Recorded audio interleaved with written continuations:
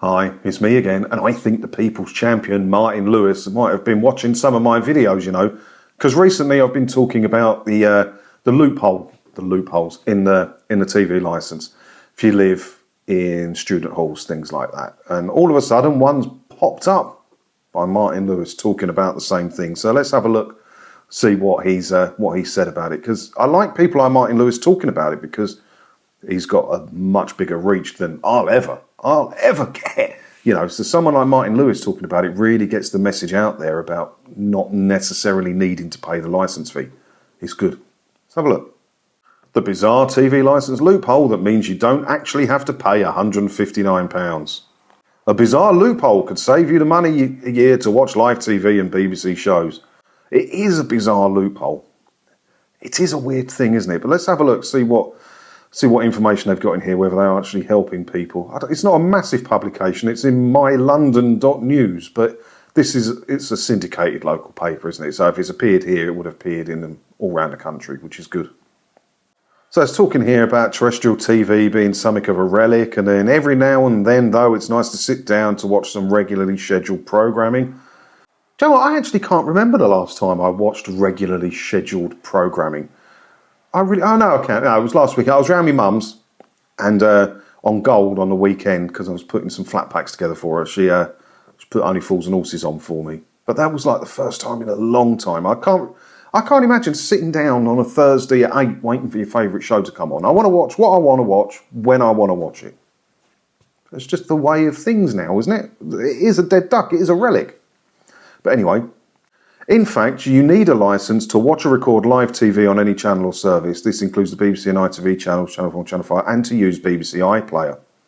Hey, that's the clearest I've seen this written for a long time. I genuinely think someone in these local papers has started to stumble across my stuff, because my websites, the TV Licence Stop website, is doing great guns. It's never had more hits than it's getting at the minute, which tells me that there is a lot of interest out there. So yeah, maybe it would have been nice if they had found my information. They could reach out and ask me for comment like some local papers have, but I don't care as long as the information's out there. And I'm not saying they did get it from me. I'm not that big-headed. The information's out there, but it'd be nice if they did, wouldn't it? It is against the law to watch live TV or BBC iPlayer without paying for the licence, and anyone who dodges the fee can face prosecution and a fine of up to £1,000. But there is a bizarre loophole to get round it, according to money-saving expert Martin Lewis. The nifty trick applies to students who want to watch live TV and use BBC iPlayer without having to get their own licence, even if you've moved out of your family home into your own place or halls. So yeah, this is just going to talk about the standard thing we talk about, whereas if it's not plugged into the mains and it's not your permanent address, you can do what you want, basically.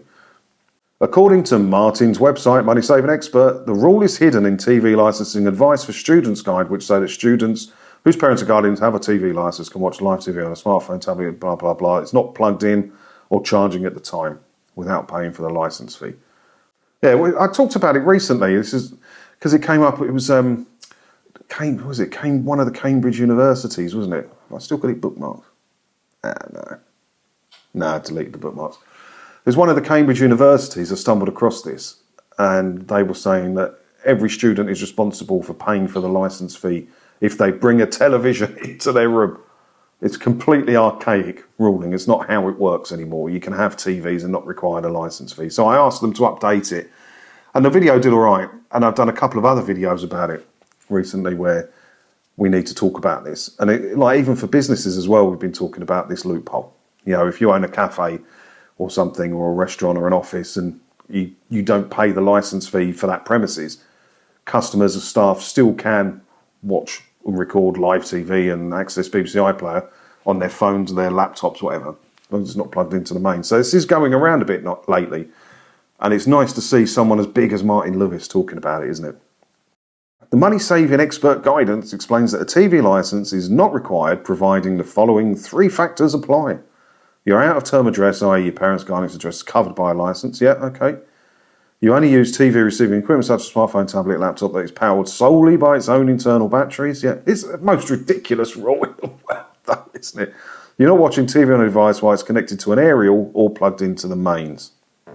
So there you go. It's nice to see someone as big as Martin Lewis talking about this. I'd like Martin Lewis on one of his TV shows that he goes on.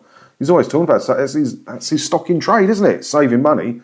Just saying to people clearly, as long as you don't watch or record anything that's been broadcast or access BBC iPlayer, you don't need to pay the licence fee. You can still use ITVX, All 4, Demand 5, Sky Go, all that. As long as you don't watch anything that's being broadcast, you stick to streaming on demand. You don't need to pay it.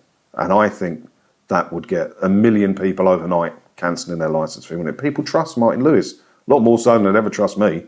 And rightly so. What do you think about this? It's good to see him talk about it, isn't it? I like to see more trusted people like him with big reach talking about it more. Change is coming. It's starting to snowball. Do you not see it? I'm seeing more and more articles about it, more and more bigger people talking about it. This licence fee is going away. Is it going to go away before the charter ends in 2027? I don't know. I guess we'll see. But let me know your thoughts on it down in the comments below.